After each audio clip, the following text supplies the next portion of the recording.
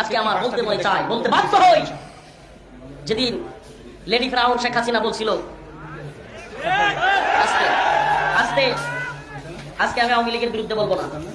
কেন বলবো না সেটাও বলতেছি। শেখ হাসিনা বলেছিল বছরে যখন মা দুর্গা আসে তখন দেশে ফুলে ফসলে ভরে যায়। আইরে বতুয়ার অভাব ছিল না শেখ হাসিনার কাফের এটা সেটা ওয়াজে মঞ্চে এই নে সেই নে সব জায়গায় একই আলোচনা। তো এখন যখন তোমার দলের লোকেরা, তোমার নেতা, তোমার নেত্রীরা ইসলামের বিরুদ্ধে বলতেছে, পূজার পক্ষে বলতেছে, দেবী দুর্গার পক্ষে বলতেছে, এখন তোমার বক্তব্য কোথায়? সাবধান হয়ে যাও। আমি একটা কথা বলি, আমি একটু আল্লাহ মাফ করবো, আমি একটু ব্যতিক্রম মানুষ, আমি স্পষ্ট ভাষায় বিশ্বাসী।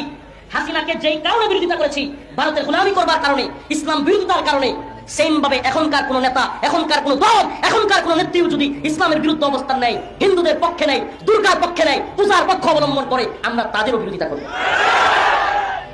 ওই সময় শেখ হাসিনার বিরোধিতা করেছি, আবার বলছি কিসের প্রশ্নে? ইসলামের প্রশ্নে, দ্বীনের প্রশ্নে, ঈমানের